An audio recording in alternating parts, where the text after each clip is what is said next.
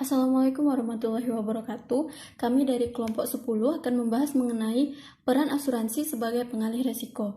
Kelompok kami terdiri dari Nurhanza Fitri, saya Sri Wahyuni, dan teman saya Torik Nathan. Baiklah, di sini kelompok kami akan menjelaskan mengenai yang pertama, asuransi sebagai suatu bentuk perjanjian, dan kedua, tujuan dan fungsi asuransi, yang ketiga, prinsip-prinsip asuransi, dan yang keempat, pengaturan asuransi pada Undang-Undang Nomor 2 Tahun 1992. Baiklah, selanjutnya adalah asuransi sebagai suatu bentuk perjanjian, di mana asuransi merupakan sebuah kontrak perjanjian antara pihak yang diasuransikan dengan perusahaan asuransi, di mana perusahaan asuransi bersedia memberikan kompensasi atas kerugian yang dialami oleh si pihak yang diasuransikan, dan pihak perusahaan asuransi mendapatkan premi asuransi sebagai balasannya. Nah, di perjanjian ini harus memenuhi syarat sebagai berikut. Yang pertama, adanya kesepakatan di antara kedua pihak ini, dan kedua, adanya kecakapan dari pihak yang membuat perjanjian tersebut. Yang ketiga, mengenai suatu hal tertentu, dan yang terakhir, mengenai suatu sebab, kausa, isi yang diperbolehkan. Tujuan dan fungsi asuransi. Tujuan asuransi yang dilakukan oleh seseorang yang pertama sebagai pengalihan resiko, di mana si pihak yang tertanggung mengetahui bahwa terdapat ancaman untuk harta dan jiwanya. Oleh sebab itu, si tertanggung mencari pihak yang bersedia untuk mengambil alih beban resiko yang akan dialaminya tersebut. Yang kedua, pembayaran ganti rugi. Jika pada suatu ketika terjadi peristiwa yang menimbulkan kerugian, maka kepada pihak tertanggung yang bersangkutan akan dibayarkan ganti rugi seimbang dengan jumlah asuransinya. Bisa dilihat dari asuransi, misalnya asuransi mobil atau motor. Misalnya terjadi kecelakaan mobil, jadi si pihak yang ditanggung ini bisa mengklaim ganti rugi untuk kerusakan mobil yang sudah diasuransikannya. Pembayaran santunan. Di sini, asuransi sosial bertujuan melindungi masyarakat dari ancaman bahaya kecelakaan yang menimbulkan kematian atau kecacatan, dan akan membayar sejumlah kontribusi untuk pihak yang mengalami kejadian tersebut. Di sini, asuransi sosial yang berfungsi sebagai pembayar santunan kepada pihak yang diasuransikan tersebut. Misalnya, asuransi kesehatan dan jaminan hari tua dari Badan Penyelenggara Jaminan Sosial dan program pensiun dan hari tua PNS dan ABRI. Biasanya program pensiun dikelola oleh PT Taspen, dan hari tua ABRI dikelola oleh PT Asabri. Jadi kalau misalnya untuk pembayaran santunan, jika misalnya untuk jaminan hari tua, maka si BPJS ini akan memberikan santunan kepada pihak yang sudah diasuransikan tersebut. Selanjutnya, untuk kesejahteraan anggota. Misalnya, beberapa orang berhimpun dalam suatu perkumpulan, maka perkumpulan tersebut berkedudukan sebagai penanggung, dan anggota dari perkumpulan itu menjadi pihak yang tertanggung. Dan apabila salah satu anggota dari perkumpulan tersebut mengalami kerugian atau kematian, maka perkumpulan tersebut akan membayar sejumlah uang kepada anggotanya. Maka itulah salah satu tujuan mengapa asuransi dilakukan oleh seseorang, untuk menjaga kesejahteraan anggotanya. Assalamualaikum warahmatullahi wabarakatuh. Saya Nurhansa akan melanjutkan presentasi dari teman saya Sri Wahyuni. Tinjauan dari perusahaan asuransi ini memiliki tujuan tersendiri. Satu, yaitu memberikan perlindungan terhadap kemungkinan yang diderita oleh tertanggung. Yang kedua, memberikan dorongan ke arah perkembangan ekonomi yang lebih maju. Yang ketiga, menghilangkan keraguan bagi usahawan dalam menjalankan usaha atau pekerjaannya. Yang keempat, menjamin penanaman modal investor. Yang kelima, memperoleh hasil berupa premi atas imbalan yang diberikan. Selanjutnya, ini merupakan manfaat asuransi. Satu, yaitu fungsi primer, dan kedua adalah fungsi sekunder. Di dalam fungsi primer ini terdiri dari pengalihan risiko, penghimpunan dana, dan premi seimbang. Pengalihan risiko ini sebagai sarana atau mekanisme pengalihan kemungkinan risiko atau kerugian dari tertanggung sebagai original risk bearer kepada penanggung, sehingga ketidakpastian yang berupa kemungkinan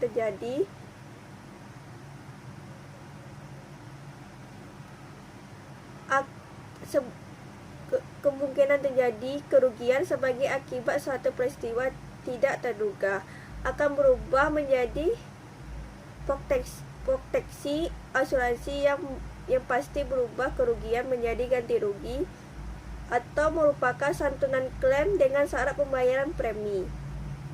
Berikutnya ini penghimpunan dana. Penghimpunan dana dari masyarakat akan dibayarkan kepada mereka yang mengalami kerugian. Dana yang dihimpun tersebut berupa premi atau biaya asuransi yang dibayarkan tertanggung kepada penanggung. Dikelola sedemikian rupa sehingga dana tersebut berkembang yang kelak akan yang akan dipergunakan untuk membayar kerugian yang mungkin akan diderita oleh seorang tertanggung. Selanjutnya ini adalah premi seimbang. Premi seimbang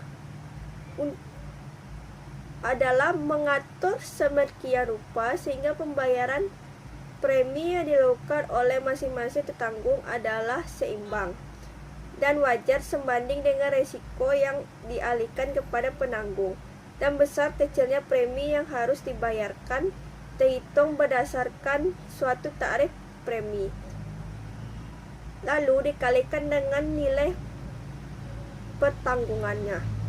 Selanjutnya ini fungsi primer.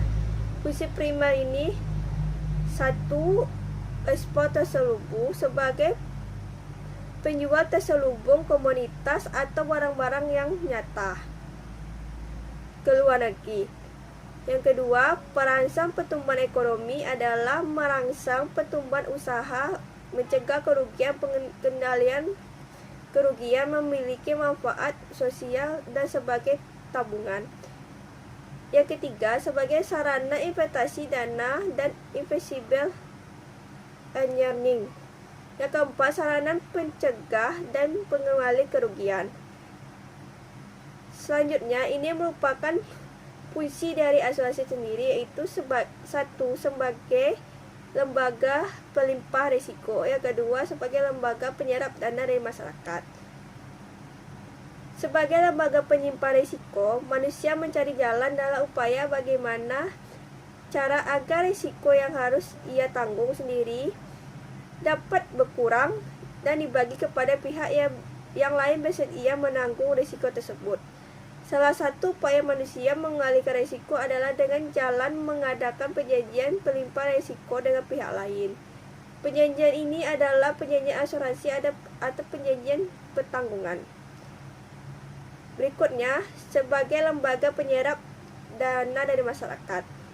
Ini merupakan penyerapan dana dari masyarakat melalui pembayaran premi yang diberikan oleh masyarakat tertanggung kepada penanggung, yaitu pihak asuransi sendiri. Prinsip-prinsip asuransi. Prinsip-prinsip dasar asuransi seringkali juga disebut dengan doktrin asuransi. Dalam hal ini, prinsip-prinsip asuransi mencakup insurable interest, utmost good faith, indemnity, proximate cause, serta subrogation and contribution.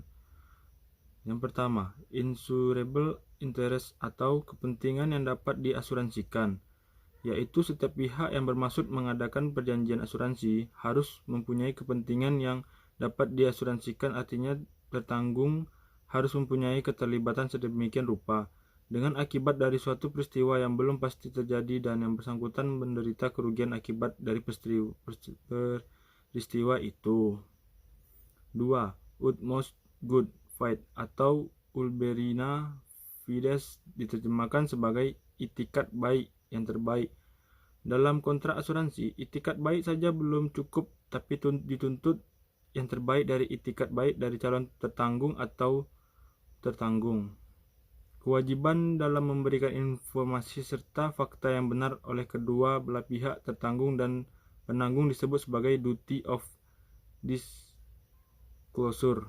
Yang ketiga, indemnity atau ganti rugi, artinya mengendalikan posisi keuangan tertanggung setelah terjadi kerugian serta seperti pada posisi sebelum terjadinya kerugian tersebut. Prinsip tersebut mengatakan bahwa jika yang mengasuransikan atau insured tidak bisa memperoleh uang pertanggung lebih dari kerugian yang sebenarnya pada saat terjadi kejadian yang merugikan, beberapa pun asuransi yang dibeli.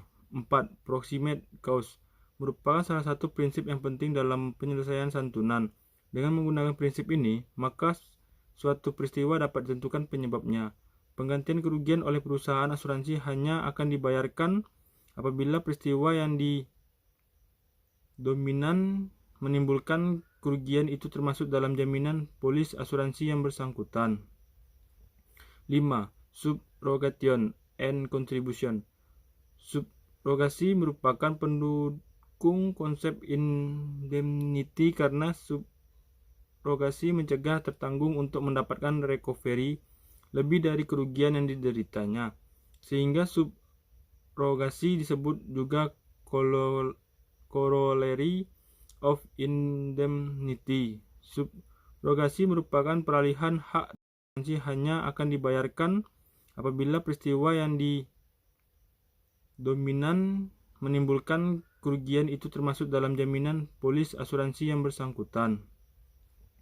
5. Subrogation and contribution.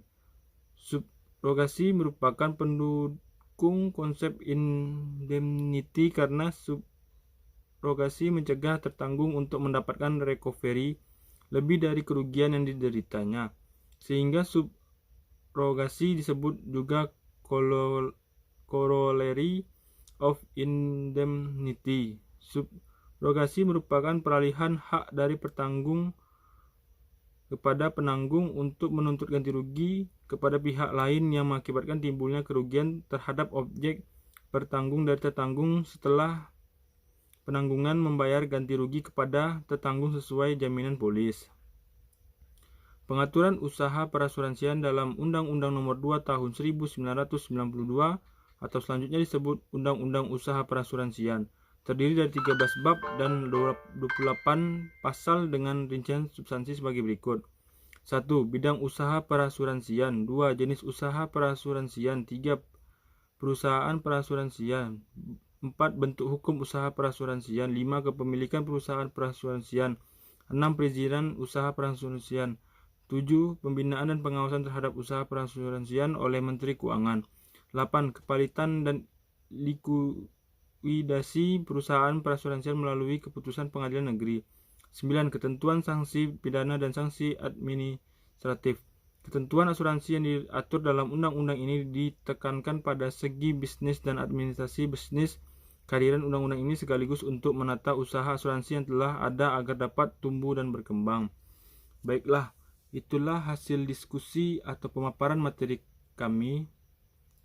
Lebih dan kurangnya kami mohon minta maaf. Assalamualaikum warahmatullahi wabarakatuh.